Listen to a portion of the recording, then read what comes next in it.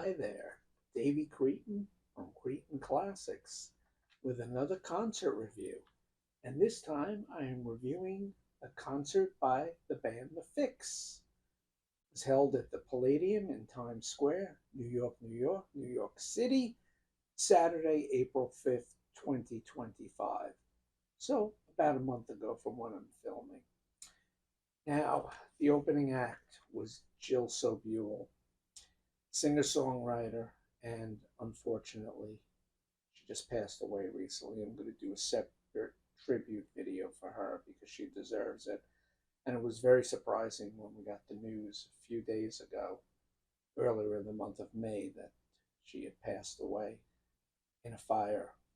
But she had a great rapport with the audience and she won most of the audience over.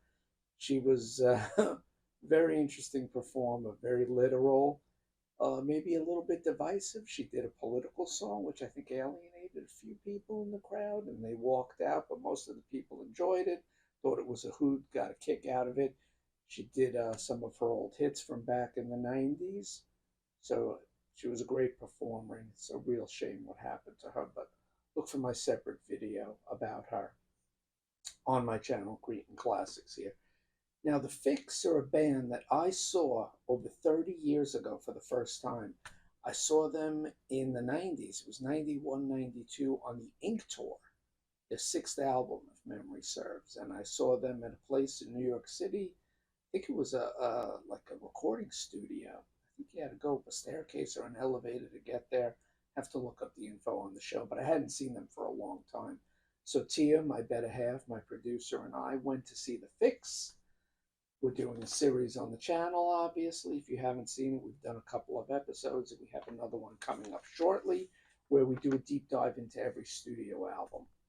So this concert, the Fixx played 18 songs from 8 of their 10 studio records. So they touched almost every record. Now they did a bunch of their hits. They did some stuff from their most recent album. And they did some deep tracks, which were a bit of a surprise. It wasn't totally a hit set. So this was for the real hardcore Fixx fans. They opened up with a song I never thought they'd open up with, Outside, the last song on Reach the Beach, their second album from 1983. And sort of a slow burn, mellow opener. But the Fixx were never, pardon my French, balls out rock band. They always set a mood. Very moody band, very cerebral band at times. Their lyrics, Cy Curnin, the singer, his lyrics make you think a lot. So the band, speaking of Cy Curnin, Cy on vocals, and he had some props, especially towards the beginning of the set. He used different props for different songs to get different effects. Rupert Greenall on keyboards and backing vocals, vocoder, Adam Woods, drums and percussion, Jamie West Oram, guitar, backing vocals, and Dan K. Brown on bass and backing vocals. And it's basically everyone except for Dan K. Brown has been in the Fixx since the start of their recording career.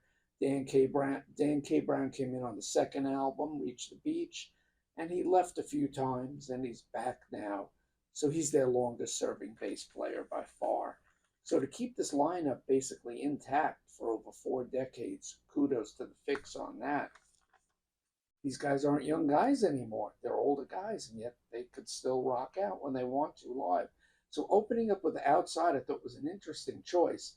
Then they did a deep cut from the Walkabout album, 1986. They did Treasure It.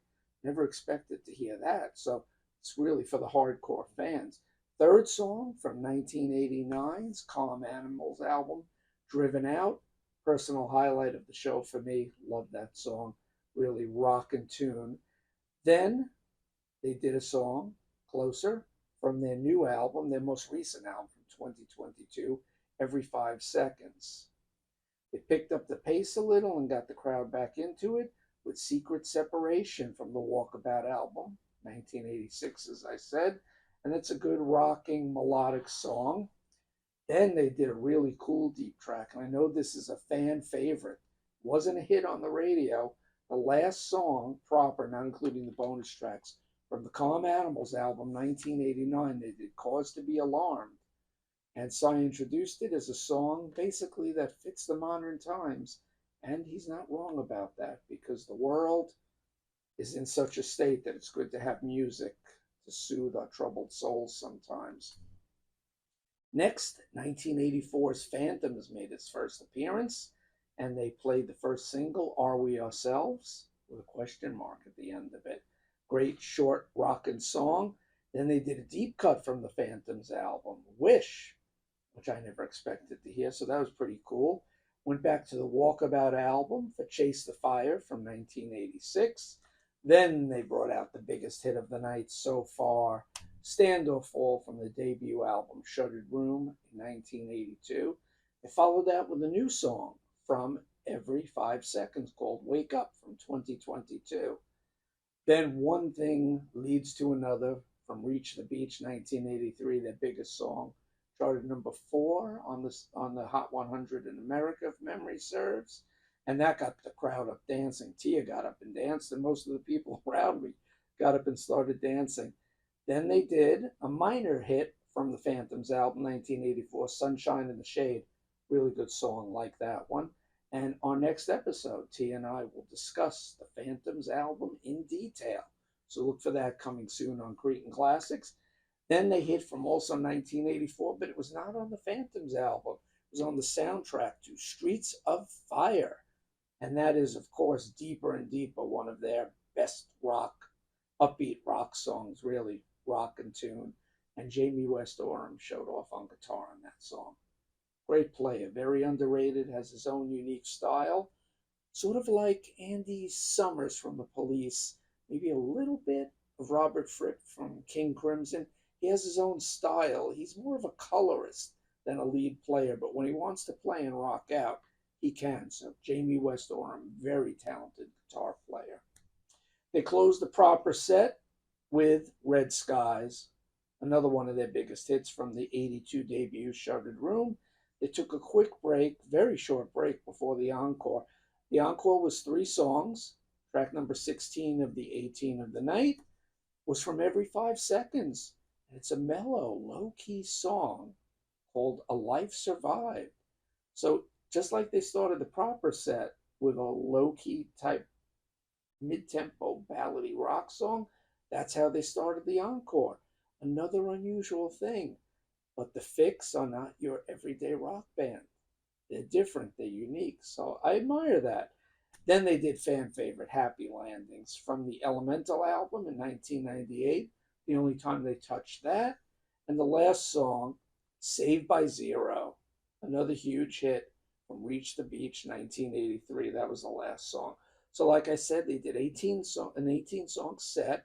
They were on stage for a little over an hour and a half, about an hour 34 minutes, including the 1 minute or so little break before the encore. Played from 9:17 p.m. to 10:51 p.m.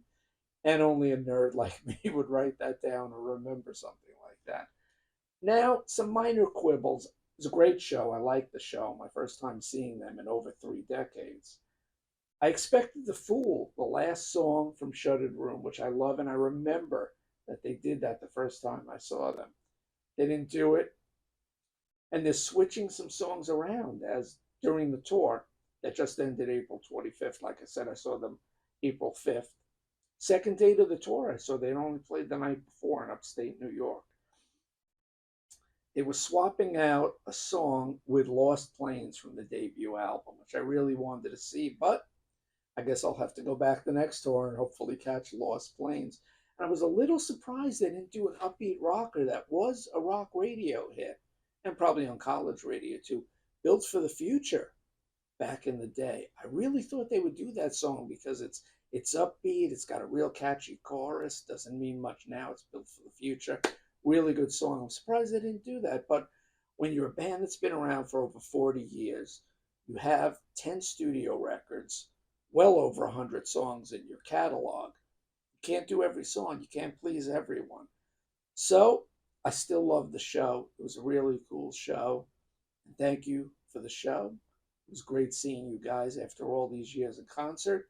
Tia enjoyed it. Unfortunately, she's sleeping now as I'm taping this episode, so she couldn't be here. And I know it's not as fun looking as at me, but that's the way it is. I also want to say, seriously and from the heart, Rest in peace, Jill Sobule. I'm going to do a separate tribute for her on the channel here. But it's really sad that less than a week after your final opening date on the Fixx tour, that you passed away in such a horrible way. So rest in peace, and condolences to all of Jill's family, friends, fellow musicians, the Fixx. She did work with Richard Barone, and I saw on Facebook that he is crushed by her passing. She played in Lloyd Cole's band, The Negatives, for a while in the 2000s. She even worked with the actress Julia Sweeney. So she had a lot of friends in the business, outside the business. So rest in peace, Jill, and my condolences to all your family and friends and fellow musicians out there, and fans too, obviously. So I want everyone to like, subscribe, comment on your Fixx Live experiences. If you saw Jill Sobule live, what you thought of her, comment below in the comments. Thank you for watching. Rock out, prog on, and pogo. And I will see you in the next brace of videos. Thanks, everyone. Take care. Bye-bye.